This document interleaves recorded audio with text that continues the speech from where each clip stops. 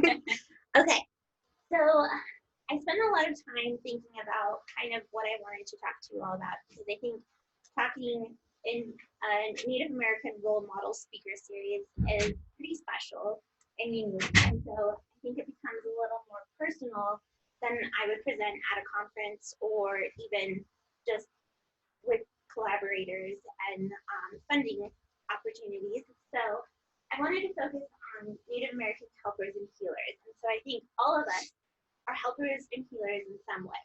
And so if you're going into anything that has a clinical or public health component, you're going to be a helper or a healer.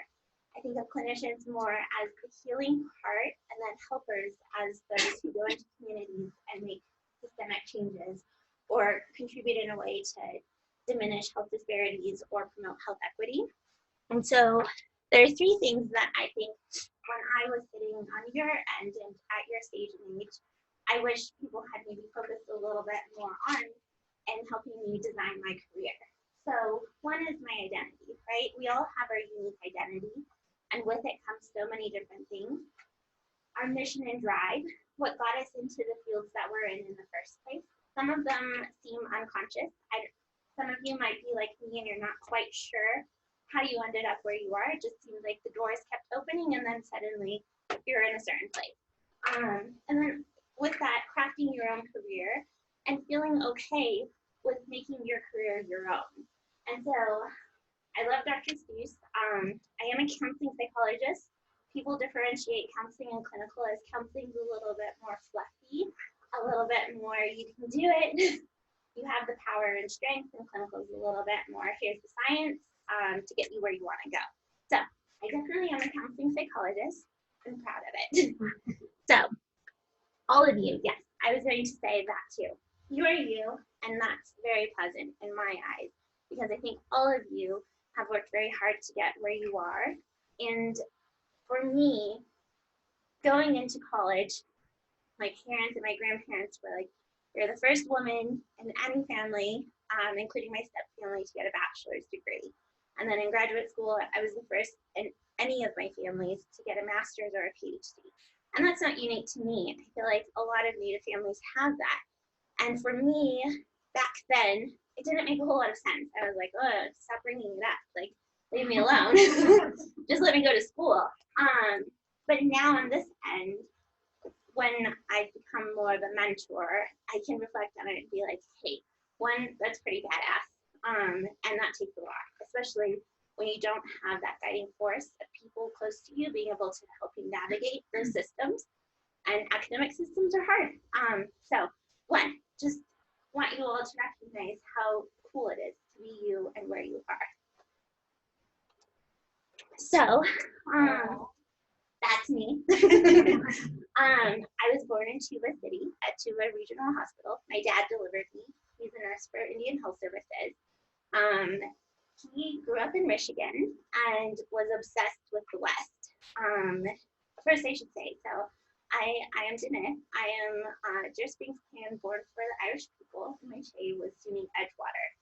So I identify as a Navajo woman. On government documents, I am biracial. So my dad is a white parent, and he was obsessed with Native Americans and was convinced that he was going to move west to study them and learn everything there is, and he was going to live among different tribes, and was very excited when his family actually moved to Phoenix when he was 12, and he got to live close to Native Americans. And so I was raised by my dad. My parents divorced when I was 3, and he just was constantly taking me and my sister to Native museums, archaeological sites. We went to every tribal nation in Arizona probably 100 times. My dad is an adopted member of the Hopi tribe. They really, his friends really believe he is a reincarnate. And he even lived with them for a while, trying to figure out some seed management before he went to nursing school. So I feel like a lot of my cultural training and knowledge actually came from my non-Native parent. My mom was part of the Mormon child placement program. And so starting at age 8, she lived with a wealthy Mormon family. And part of that meant that her cultural identity and cultural beliefs were suppressed. And so she would go to school in California during the school year and was basically raised to be a white student, academic, and would return home to Cal Springs in the summer. And both transitions were very hard on her. And so my mom has spent my whole life reclaiming culture and has come to be kind of a medicine figure in our tribe, and has worked very hard to challenge systems of oppression, including the Catholic Church, and is focusing her master's thesis on kind of how religion has been very harmful to our tribe. So with all of that, who I am as a professional is very grounded in who I am personally. I am a tribal member. I philosophically and professionally identify with the values of community counseling and counseling psychology. I value healing groups as a whole rather than focusing on the individual, and I think that comes from my tribal upbringing. And also just kind of going through life, seeing the differences between my upper middle class upbringing in Phoenix and then going to the reservation to see my family. And the older I got, the differences just became wider. Where early in my childhood, it didn't really affect me to know that my Native family didn't have water or electricity. As I got older, that disparity became very upsetting. And so I'll talk a little bit more about that. But first I'm going to give you a mini counseling psychology lesson. So Mark Sabika is a career counselor. You can sit there. He's a career counseling psychologist, and he's famous for this narrative theory of counseling psychology. So it's about how we use our narrative to guide us in our careers. And so who I am and the themes that I experience in my life is very important. And for me, this is really important because I have seen so many peers, so many bright people leave academia because they felt that the structure wasn't designed for them to succeed. And I would agree for some of them that it really wasn't, that it was very painful for them to have to go through a system that didn't understand their cultural obligations or understand how it was reigniting some traumatic history. And I think historical trauma is a very real thing, and I think being in stressful situations can activate things we don't even know are going on. And so this narrative theme is focused on who am I, how can I get through all of these hard things and come out the other side still intact with those pieces of me that have made me a very skilled and talented individual. And so for you all, I want you to think about your themes and how can you fit work into your life instead of fitting yourself into school or work, and figure out what pieces, when you get that degree or that job in the future, you want to maintain about yourself. And this is the counseling psychologist part of this, where those pieces are so critical and important. You're important for all of these fields because you bring new questions, new ideas, you diversify what returns to our communities by being who you are. And so I think the big message is just don't conform to the majority. And that kind of has come to me because I, as a biracial individual, have felt the pull, especially when I lived in Chicago to get my master's degree in community counseling. I encountered for the first time people who didn't know Native Americans existed.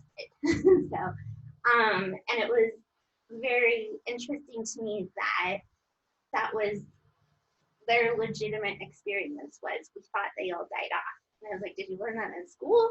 Where did you get this concept? And then the others who lived in the Midwest, they had a very painful and uncomfortable stereotypical understanding of Native Americans. And so it's very centered on casinos, very centered on substance use and abuse, and trauma and violence. And for me, living in Chicago, not having any relatives or friends there, it felt very isolating. And so part of me felt the need to conform to that white ideal, to be very studious, a strong academic, and hide some of the native parts of me. And then the other part was like, wait, no, there's no native stuff going on here. I am it, and I have to be it. And so I alternately struggled with being very quiet with that part and being very loud. And it wasn't until I moved back to Colorado that I was like, wait, this can all be integrated. Like, this is all who I am, and I can use this to be a good therapist, and I can use this to be a good researcher. And if I don't proceed, then there's still nobody like me in any of these spaces, which is the same for all of you. If you don't proceed, there won't be people like you with those thoughts and ideas. So what helped me a lot is finding fellowship. Finding myself in rooms with very bright and talented Native Americans is what fills me back up. Being here with you, being with my tribal fellowship, the Cancer Control and Prevention Fellowship, being with the American Psychological Association Minority Fellowship, and then being part of the Native Student Alliance, and being part of the community groups that existed in Denver was kind of what got me through hard pieces, because I was very surprised to encounter moments of prejudice and racism, and because of that shock, I didn't always know what to do. But being part of these fellowships, I could process it with people who had experienced similar things and who could remind me that, you know, one of my peers is going to be the next American Psychological Association president. And so there are very powerful people all around us, and it helps to go through the same things at the same time and to touch base about those pieces. And I think it really guides us, because we can ask more interesting questions and more applicable questions about what we're studying. So for me, I have studied a lot of different things, but it's all been guided by health disparities and inequity. One of the stories that got passed around my family when I was in first grade was a story of strength and resilience. It was about my Masani. She had tooth pain, and she was at home, and nobody was around. And so she was dealing with this tooth pain. So she decided it was time, something was wrong. And so she started just walking to Tuba. And nobody picked her up. She was trying to hitchhike in to get this pain addressed. And my uncle picked her up a couple miles out of Tuba. She had been walking all day. He got her there. It was a serious issue. She had surgery, stayed in the hospital a couple of days. And for me in first grade, I missed the part of like, this is your ancestor. This is your person who is so freaking strong and kind of a badass. I was focused on, but if she was hurting, why did she have to walk? Why didn't they call an ambulance? Like, why didn't Masani have a car? And I turned it into a book and submitted it to a writing contest where, in my story, Masani just went straight to the medicine man and he cured her. And there was nothing else that had to happen.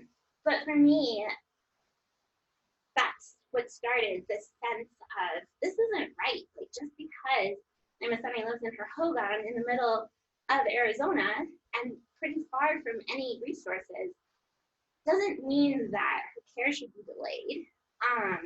It doesn't mean that she should have to work so hard just to get basic services. And, you know, my family has had every ailment that we see in the statistics, right? Preventable death and illness, and substance use and abuse, trauma and violence, all of those go together. And seeing it personally kind of is what activates me the most, is seeing those pieces and thinking, just because of where they live or where they were born shouldn't predict the outcome.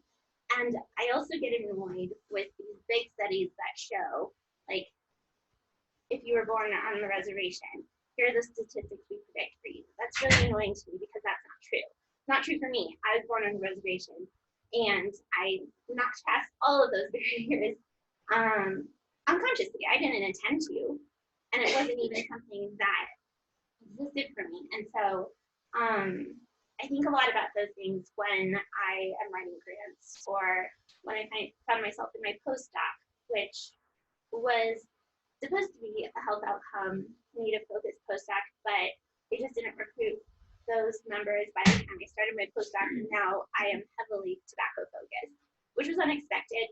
Still learned a lot of awesome things, but it keeps driving me because I keep trying to get myself to the place where I get to do the research that matters to me, and the research that will go back to my community, and to work with the people that I am interested in working with.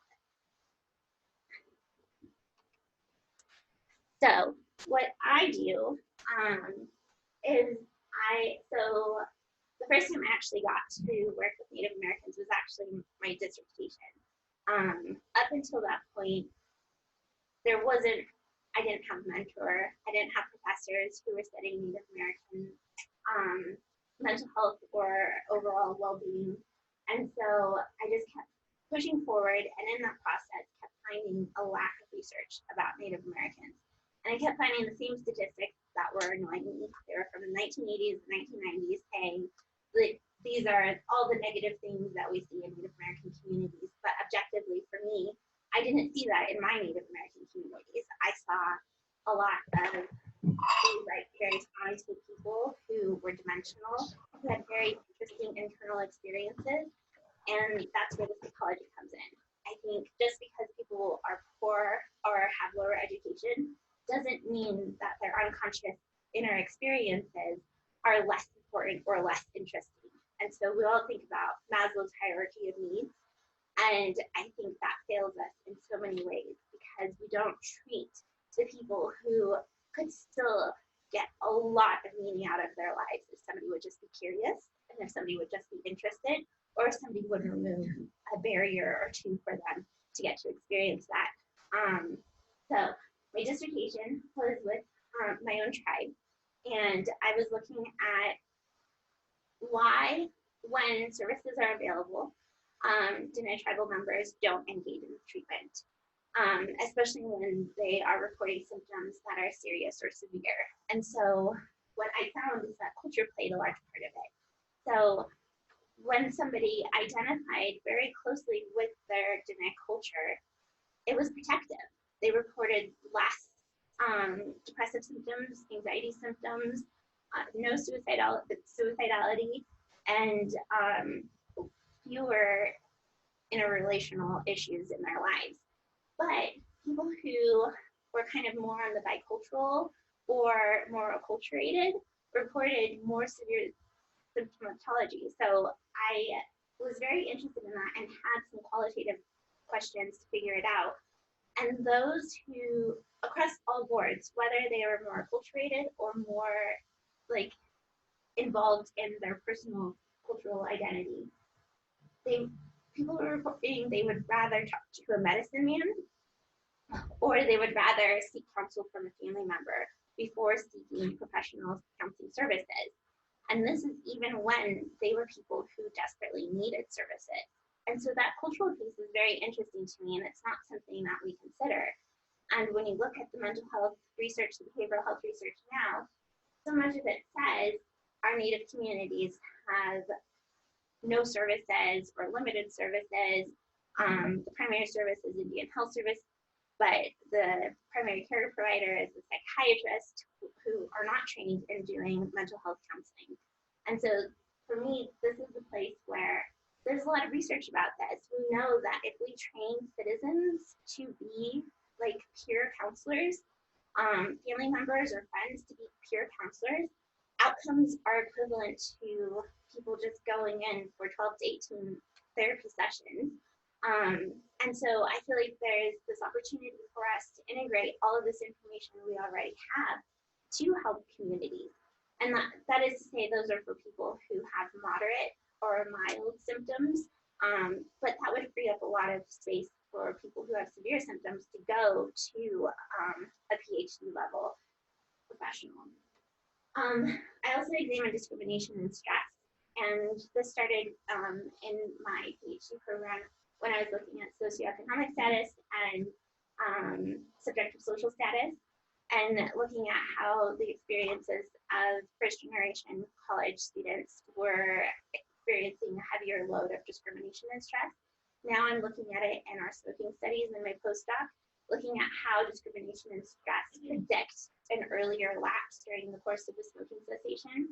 So just one episode of discrimination, regardless of attribute, whether it's for race, ethnicity, weight, sexual identity, just one episode in an already vulnerable group will predict a lapse and subsequent relapse 3 weeks earlier than other members of the study. Looking at cancer prevention, mostly that is around tobacco cessation right now, but I feel like mental health is something that needs to be incorporated into our cancer prevention. I think stress is a major issue, and I think stress exacerbates symptoms. I think stress also masks symptoms that we could detect earlier. And I think Native Americans are very stressed. And so for me, I want to integrate that into more cancer prevention studies. And then health promotion, doing culturally tailored health promotion that is informative. I think a lot of the signs and flyers I see in Indian Health Services, sometimes I'm like, who did that? Like, that's one, it's too basic to give any useful information, especially some of the study flyers. But I think there's a lot we could be doing because we're dealing with people who are smart and can figure things out, and we need to give people the ability to decide for themselves what their treatment path will be. So those are what I'm doing right now. And so one of my main focuses is tobacco cessation as cancer prevention. And I just want to go through this to show you a little bit about why health inequity is so important and focusing on disparities. So if we just look at education, the more educated people are, the less they struggle with these things. So over the past 30 years, people have quit smoking at greater rates than ever before, and a lot of that has to do with public health, which is awesome. But while we see a general population decrease, we see an increase of people who are more vulnerable. So those who have less education,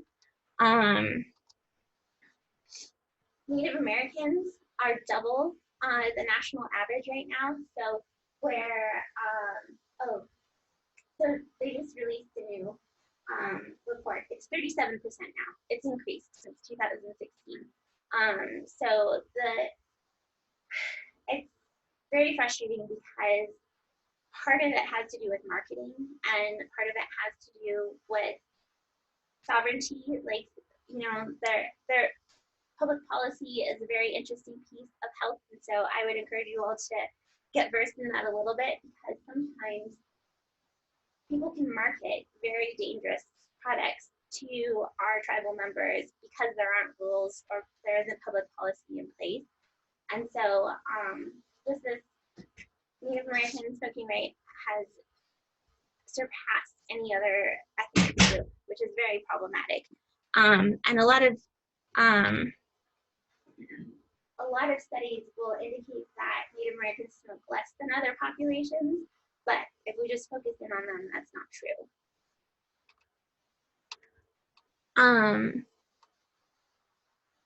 Other people who are vulnerable are those with mental illness, and these trends look the same with lots of things, with vaping, with other substance use, with alcohol. Those whose rates are not declining are the most vulnerable.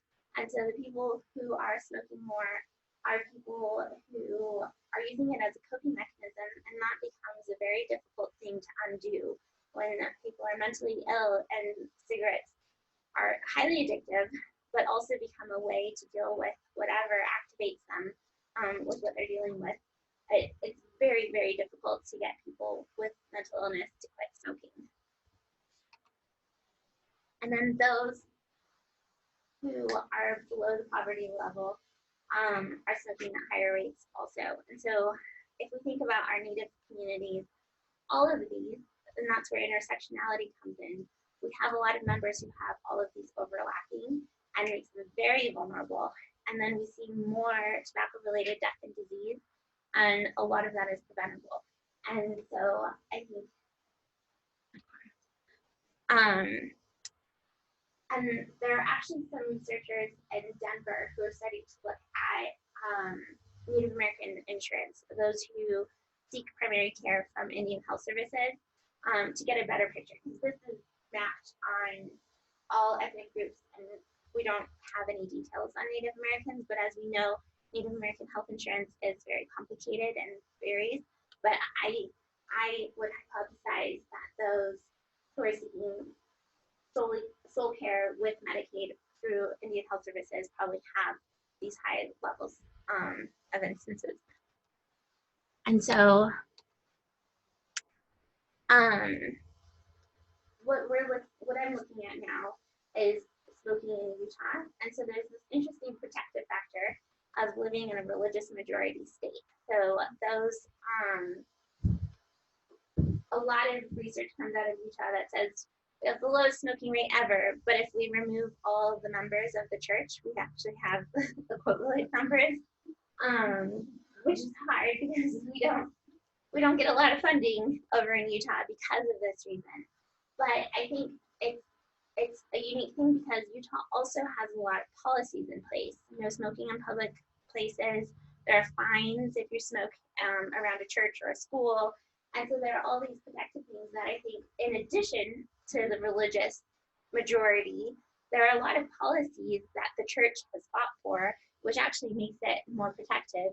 And we see, we're starting to collect data from the Paiute, the Goshu, and the Utah Navajo health system on smokers. And we're seeing that in Utah, where they overlap into other states, on the Utah side, they do have lower smoking rates. And so I feel this is a really interesting place to target intervention, because I think so many times in public health, we focus on the most, like who has the most incidence, the most prevalence, and that's where funding goes. But I think where maybe we have lower incidence, we can focus on elimination. And I really want to focus on elimination. I think smoking is a ridiculous thing that still happens. I see people smoke and I'm like, are they from the past? Like, what are they doing? But, you know, that's my bias. But also, I think there are so many things that in the statistics about Native Americans, we can eliminate things like where trends are going towards declining rates of HPV, endometrial cancer, like things that we recognize that occur more in Native groups. Without a real understanding of why, we can still eliminate it. And I'm very passionate about that. So I'm just about to start a pilot study within one of our broader studies right now using a technology called AutoSense. You wear 2 wrist straps and a chest monitor, and I can detect stressful events immediately based on heart rate, sweat detection, and I'm also using GIS, geolocation, to measure how close to tobacco outlets people get.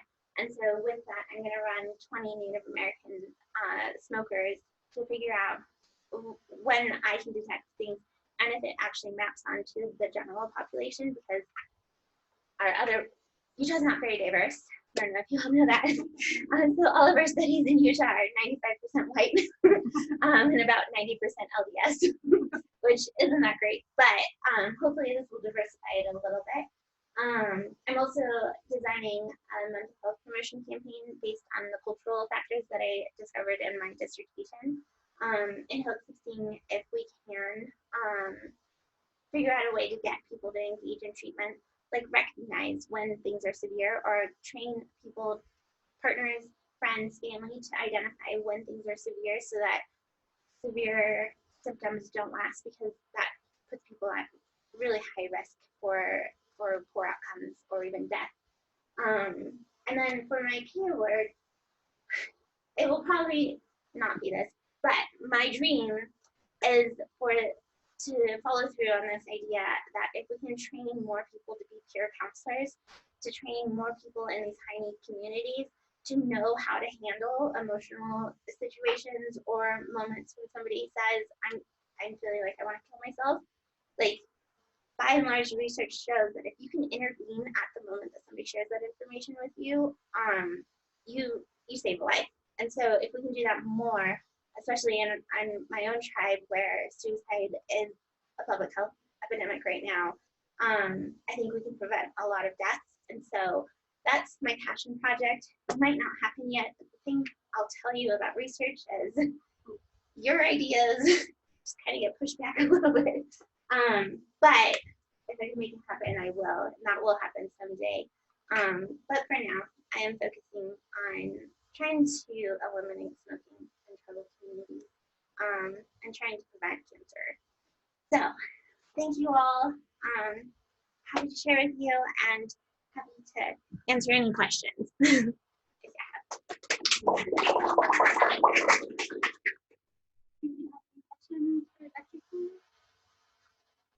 Or ideas or thoughts.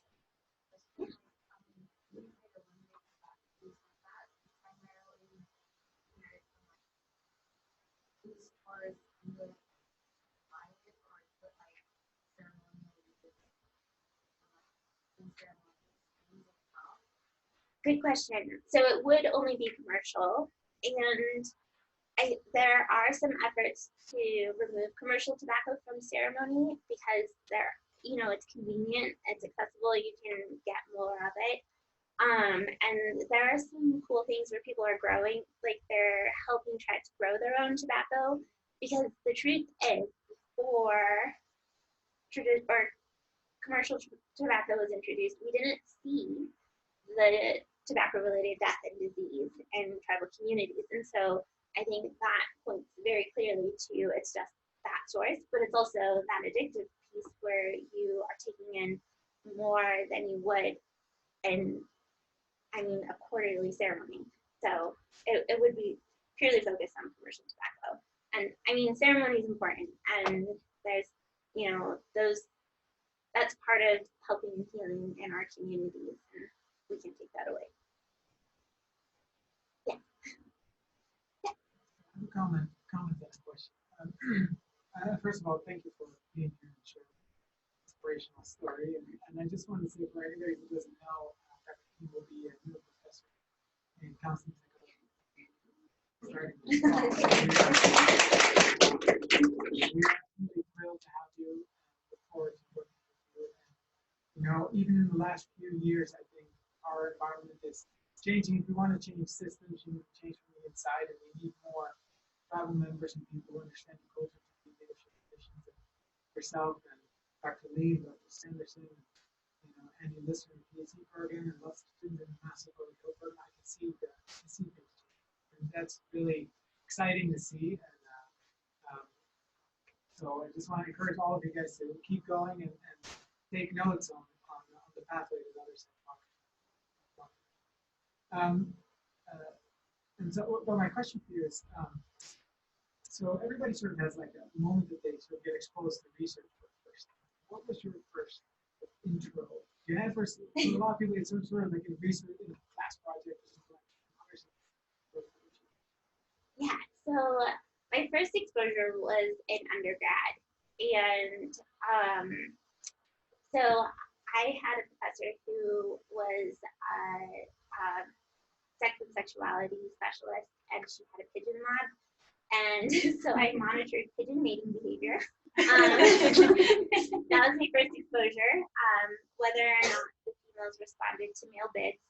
So I would sit forever and just like watch and then give them privacy. And so that was my first exposure. I don't think that's what ignited my passion for research. I think I did an honors thesis for my undergrad, and I was looking at eating attitudes. And I thought it was all over. I was going through my analysis. None of my hypotheses were predicted. But because I was a triathlete and cross-country runner, I had largely only recruited friends.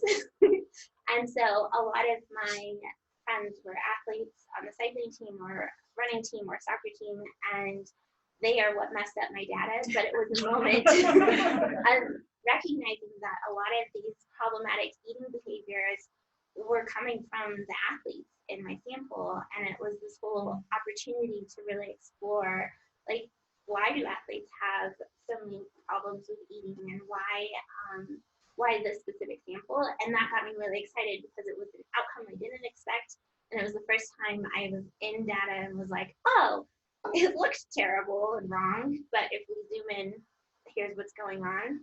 And I also, before I started my PhD, I worked at a neurotrauma lab, and I think working with a dynamic and talented individual really gets you excited. So I worked with an orthopedic surgeon.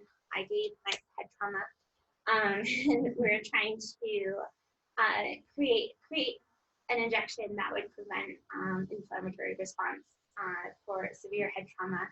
And my boss, one, had a photographic memory, so he could recall decades of research, and he would just get so excited about things, and he would just get so excited about what we were going to do next. And we were an all-woman lab team, and he was just so thrilled about that.